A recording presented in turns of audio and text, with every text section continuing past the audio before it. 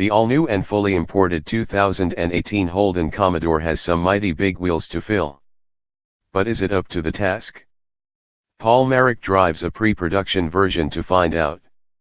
It wasn't that long ago when a rear-wheel drive Holden Commodore or Ford Falcon was the default mode of transport for families and fleet buyers. Those wanting a bit more poke opted for V8 or turbocharged 6-cylinder variants to increase the smile factor. But today, that's all changed. People have fallen out of love with big cars and in love with SUVs.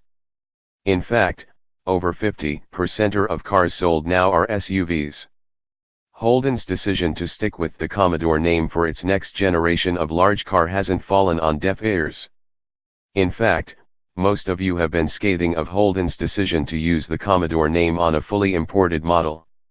We brushed that to one side today, and hit the road for Holden's top-secret proving ground in Lang Lang, Victoria, to see whether the new Opel Insignia-based Holden Commodore stacks up as a Commodore and lives up to that famous name. The drive day included a chance to test both petrol engine variants of Holden's new Commodore, back-to-back with the current generation V6-powered VFII Commodore. Holden will launch the next generation Commodore in Australia early next year with a 2.0-litre turbocharged 4-cylinder petrol, a 3.6-litre 6-cylinder naturally aspirated petrol and a 2.0-litre 4-cylinder turbocharged diesel. The 2.0-litre unit will produce 191 kilowatts of power and 350 Nm of torque. It'll sprint from 0 to 100 km per hour in around 7.0 seconds and will use less than 8.0 liters of fuel per 100 km. It will be offered exclusively in front-wheel drive, with a 9-speed automatic gearbox, and will be available in both hatchback and wagon. The 3.6-liter V6 steps it up a notch, producing 230 kilowatts of power and 370 Nm of torque. It moves from standstill to 100 km per hour in around 6.0 seconds and will use around 9.0 liters of fuel per 100 km. It too uses a 9-speed automatic transmission, but will only be available as a hatchback. Power outputs for the 2.0-liter diesel haven't been confirmed yet, but we know it will use an 8-speed automatic gearbox, rather than the 9-speed. And it's likely to be offered in both hatchback and wagon versions. Similar to Holden's current setup, both the hatchback and wagon will be offered in 3 grades, an entry dash, mid and luxury specification. Again, while Holden is yet to confirm lineup pricing or specifications, one vehicle we drove had cloth seats, single-zone climate control, a 7.0-inch color MyLink infotainment system and analog gauges with a small LCD screen between the speedometer and tachometer. The mid-spec model stepped it up with leather seats, dual-zone climate control and a larger 8.0-inch MyLink infotainment screen. It retained the analog gauges, like the entry-level specification. The luxury specification went further, with heated and massage seats, plus a huge LCD screen in place of analog gauges for the driver information cluster. It also had an awesome-looking head-up display, offering a huge amount of detail. We believe the sport grade will be offered in a base and upper level. The base sport model will get fixed dampers with a sport button that adjusts steering feel and transmission calibration, along with a luxury grade exhaust note. Both will feature steering wheel mounted paddle shifters. The upper specification sport grade will get a head-up display, larger LCD screen in place of analog gauges, front Brembo brakes and adjustable dampers, plus the bells and whistles offered in the luxury specification, along with a sport grade exhaust note. Before we talk about how these cars drive, it's important to recap the specifications. In most dimensions this thing is close to par with the current generation Commodore. 2018 Holden Commodore Hatchback dimensions, compared to current Commodore. Length, 4,899 mm, 74 mm shorter. Width, 1,863 mm, 36 mm narrower. Wheelbase, 2,829 mm, 86 mm shorter. Near room, identical to current Commodore. Headroom, 952 mm, 13 mm less. Shoulder room, 1444 mm, 58 mm less.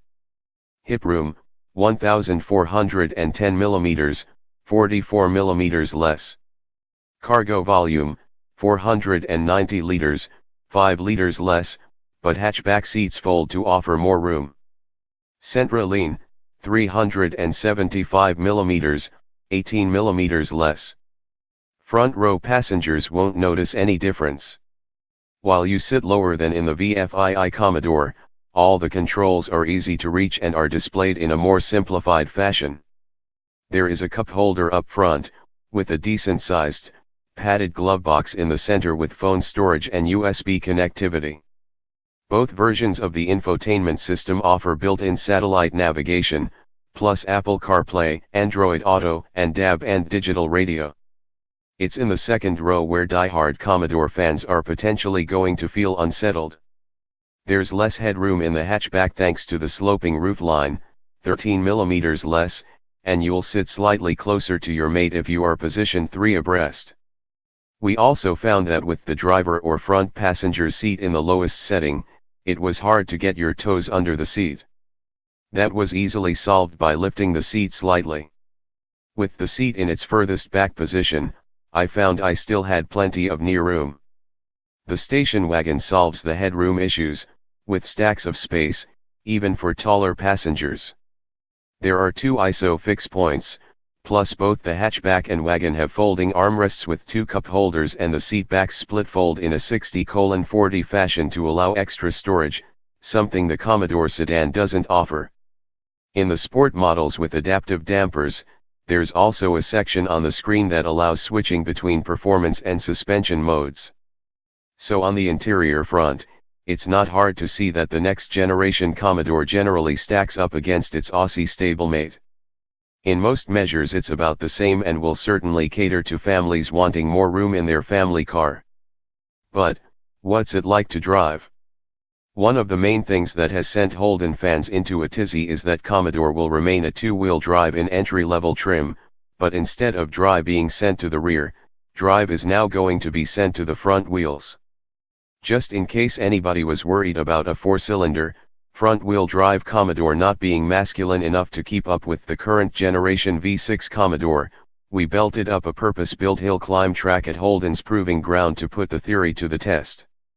Not only did the 4-cylinder Commodore keep up with the current generation V6 Calais, it outperformed it through a slalom and comfortably pulled away from it going uphill.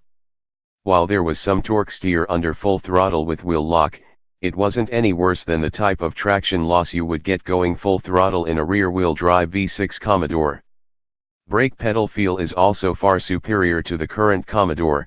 One of the complaints we've always had with the existing Commodore is that non-Brembo brakes feel too spongy. Ride has been tuned on the sporty side of comfort, meaning you can really have some fun with the car without it being unsettled by mid-corner bumps. It remains comfortable enough to also cater for long-distance drives, which is what the Commodore is all about. We also drove the 2.0-liter back-to-back with an Insignia running Opel's European tune. It was clear to see that Holden's tune caters for things like continuous undulations at speed and potholed B roads, which are synonymous with country roads. Where the proposition really changes is with the V6-powered, all-wheel drive, next-generation Commodore. Under the rear apron is a twin-stir all-wheel drive system, featuring 1 input shaft and 2 output shafts controlled by individual clutches. These clutches can semi or fully activate to send varying amounts of torque to each rear wheel. Up to 50% of engine torque can be delivered to the rear axle, with the balance apportioned to one or both wheels. This real mechanical torque vectoring system works in unison with a similar setup on the front wheels and a brake-driven traction control system. It's also a preemptive system, which means it doesn't wait for wheel slip at the front axle before it sends torque to the rear. While the V6 can feel a little asthmatic, like the current generation Commodore, the driver can confidently pin the throttle out of a corner without any traction loss. In fact, no matter how hard we tried, unsettling the car was quite difficult. What's more is the lower driving position. Switching back into a current generation car offers a much higher driving position that doesn't feel as natural as the next generation car. It gives the car an even sportier feel. If at this point you're thinking this isn't a fair comparison to the current generation SS Commodore, you'd be right. For us to really see whether the performance variance stacks up, we'd need to drive it back to back with a V8 powered SS Commodore. While the handling characteristics wouldn't vary greatly, given the extra traction on offer with all-wheel drive, straight-line performance certainly would. Where the SSV Redline will confidently clock a 4.9 second 0 to 100 km/h time, the next generation Commodore is unlikely to ever get much below 6.0 seconds in a similar straight-line run. It will also never do the things some people loved doing in the SS Commodore, such as laying down huge amounts of rubber, drifting around racetracks, or being heard from 2 blocks away. Will that lose Holden some potential sales? Probably. But the addition of a sporty all-wheel drive model with Australian-specific tuning will be unique to the segment. The only thing that'll come close is the Kia Stinger, but that's a rear-wheel drive offering. So, to answer the question on your lips, does the new Commodore live up to the name? Well, it depends on how you remember the Commodore. If you remember a big family car capable of long road trips with the occasional blast through the mountains, this is a Commodore. If you remember power slides and wiping the smile off any number of cars at the traffic lights, this isn't the Commodore for you. Regardless of which way you look at it, declining Commodore sales led to the end of profitable manufacturing for Holden in Australia. The only people allowed to complain or dispute that fact are people that bought a new Commodore. Any other complaints are just white noise.